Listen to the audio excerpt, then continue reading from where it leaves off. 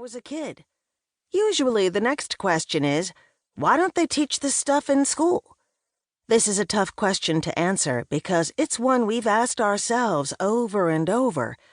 It just doesn't make sense that a topic that touches your life in some way or another nearly every day isn't even addressed by the school system. In the rare instances when it is, the language is so vague and the coverage so shallow that it probably creates more confusion and fear in students than it does understanding. Fixing this issue is a long-term goal for us, but until then, the only answer, parents, is that you must teach your kids about money at home. When we recommend this to parents, the reply we usually hear is, "We don't even know where to start." Even parents who have some money expertise don't know when to teach what. Recognizing which financial concepts should be introduced at which ages is a challenging endeavor. So often we've heard the plea, "I wish there was a checklist that would teach me what my child needs to know about money and when I should teach it." These questions and that plea are why we wrote this book. This book is about the methods that we, both millionaire parents, used with our kids and recommend that you use to make your kids millionaires. Our stories and how we built our wealth are very different. Our circumstances and family situations were also very different. Consequently, sometimes the two of us offer different ideas for how you can make your kids millionaires. While you listen to the book, expect similarities and differences in our approaches to creating wealth and teaching your kids how to become millionaires. As you move along, consider which path makes more sense for you and your child based on your beliefs and your situation. In some areas, you may gravitate toward one set of processes and views rather than the other. This is okay. The point is that you choose your path and make a plan. Then you take action. This book will serve as a map or handbook to this process, complete with checklists and actionable, specific, age-by-age guidance on how 2 millionaire parents are making their kids millionaires and how you can too. The intent of this book is not to create an exhaustive encyclopedia of every financial concept.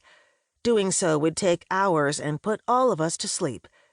Instead, our intent is to set the foundation of financial curiosity and what Loral calls living out loud, establishing an open conversation about money that will drive a lifetime of financial learning. Our experience has taught us that raising kids who are smart about money is not only possible, but practically guaranteed if you do it thoughtfully and consistently.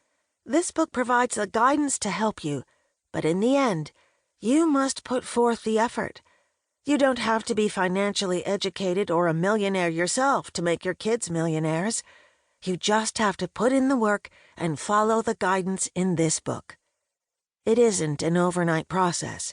This book is intended to be used as an 18-year guide on how to put in that work. As a result, although we've strived to make our recommendations universal, it is possible that some things may become outdated over the course of that 18 years. It's also possible that many things we don't mention in this book will become mainstream over the next 18 years. For example, we don't really discuss technologies like blockchain, cryptocurrency, NFTs, or the metaverse in this book, even though they are already being adopted and we believe they will be a large part of our future. In fact, we're one of the early adopters of using some of these new technologies, including our use of NFTs to help sell this book.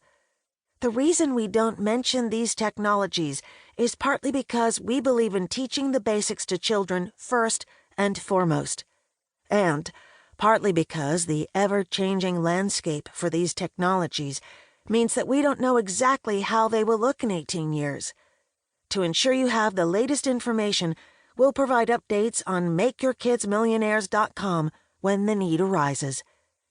While there is a considerable amount of financial education in this book, you shouldn't construe its contents as investment advice, which can only be given by a certified financial advisor, which we are not. It's also worth noting that